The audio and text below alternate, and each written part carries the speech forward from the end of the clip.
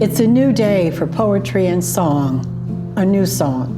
These cloudless skies, this balmy air are in harmony with the glorious morning of liberty about to dawn upon us.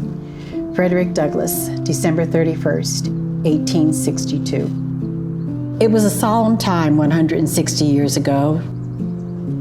December 30th, 1862, 2 years into the Civil War, a war that cost over 700,000 American lives. The next day was Watch Night, December 31st, the night before the wicked walls of slavery in the United States of America began to crumble. With the emancipation in effect on January 1st, 1863, it was Freedom Day for over 4 million of our people held captive in bondage for almost 250 years in what became the United States of America. It was, in spirit and in truth, the dawn of freedom. Over 400 years has passed since we were able to be who we ought to be, free and equal. From the earliest days of the struggle for the creation of this nation dedicated to freedom for all, we often forget that a Black man, Crispus Attucks, is recognized as the first to surrender his life for the cause of freedom and independence in the Boston Massacre of 1770.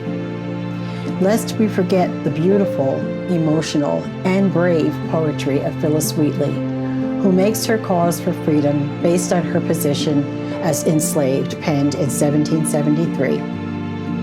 I, young in life, by seeming cruel fate, was snatched from Afric's fancy happy seat. Can I then but pray others may never feel tyrannic sway?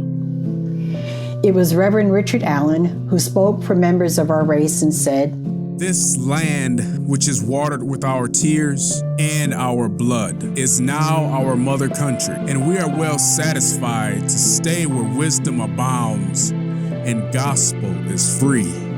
We prayed and we sang in 1863 when the one thought to be the great emancipator proclaimed, "All persons held as slaves within any state or designated part of a state, the people whereof shall then be in rebellion against the United States, shall be then, thenceforward, and forever free." We never faltered in our faith that one day America could truly be the land of the free.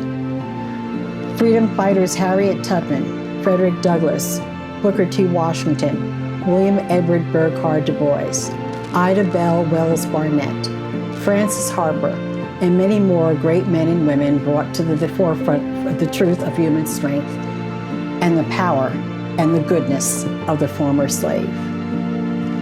From Congressman Hiram Revels to George White to Oscar DePriest and Adam Clayton Powell Jr., we have, as Black men and women, protested, planned, and ran for public office.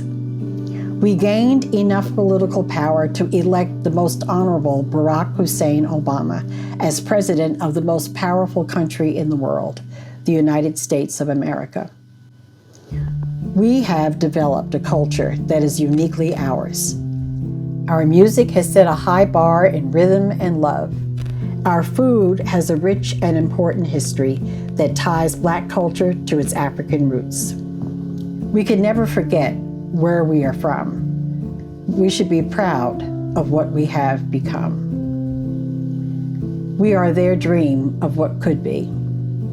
A people who loved and gave to their children their best so that they might become the manifestation of the dreams they had for themselves.